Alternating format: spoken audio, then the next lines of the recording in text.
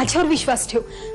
हे सगळं जर पेपर मधून स्ट्रॉंगली लिहून आलं ना तर मंगेशला कोणीही वाचवू शकणार नाही, कोणीही नाही.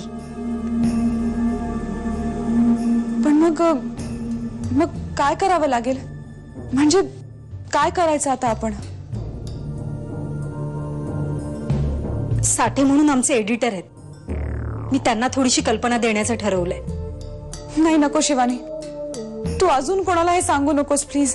म्हणून काळजी करू नकोस, साठे अत्यंत जबाबदार व्यक्ती आहे. खरं खरं सांग, तू असं बावरलेला का असतोस रे बाबा? सतत सतत कोणाशी तरी फोनवर बोलत असतोस. काय चाललंय तुझं? कुठल्या भलत्या सलत्या कामात अडकला नाही असतो बाबा? काम अगदी तातडीनं आणि सावधपणे झालं पाहिजे, कारण ज्या व्यक्तीला शोधायचंय त्याला आपल्या हालचालीविषयी काही कळलं नाही पाहिजे. त्यामुळे जरा जपून. कुणाला शोधायचे?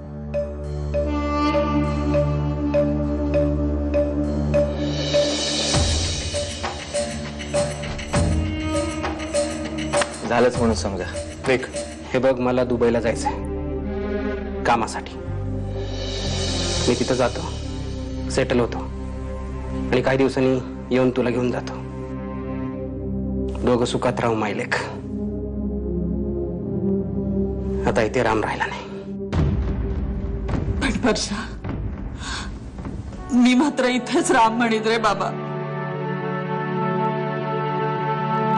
मी नाही यायची तुझ्या बरोबर दुबईला बिबईला. वर्षा, अरे आता अर्ध्या गोऱ्या गेल्या बसलात माझ्याच्यानी दगदग होईल का रे? नाही, पण तू जा जिथं तुझं भलं असेल तिथं तू जा. सर, मला तुम्हाला एक खूप महत्वाची गोष्ट सांगायची, जी सध्या तरी बाहेर लीक करून चालणार नाही, आणि ती फक्त मी तुम्हालाच सांगू शकते. आता मंगेशला पकडायचं असेल तर पहिली गोष्ट म्हणजे त्याच्या विरुद्धची लेखी कंप्लेंट ती करावी लागेल. त्याच्याशिवाय त्याच्या विरोधात वॉरंट इश्यू करता येणार नाही, आणि त्यासाठी मनू इथे असणं अपेक्षित होतं. आता कसं आणि कुठे शोधायचं हिला? आपण जर हे स्कॅन्डल उघडकीस आणलं ना तर अशा कितीतरी मुली या प्रकरणाच्या विरोधात समोर येतील, प्रतिकार करतील. Yes, your right. शिवानी, मला असं वाटतं की या प्रकरणात घाई करून चालणार नाही. ही बातमी आपल्याकडनं बाहेर जाण्याआधी आपल्याला भरपूर पुरावे गोळा करावे लागतील, बातमी विश्वासार्ह वाटण्यासाठी. आणि त्याही आधी मला त्या मुलीला भेटावं लागेल. काका कुठे आहेत?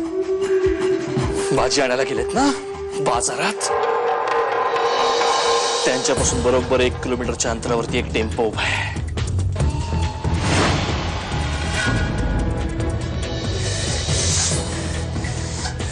आणि तुझं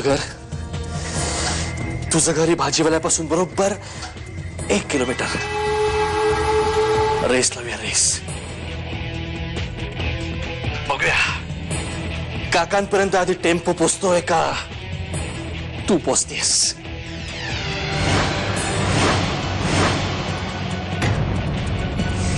The time starts now.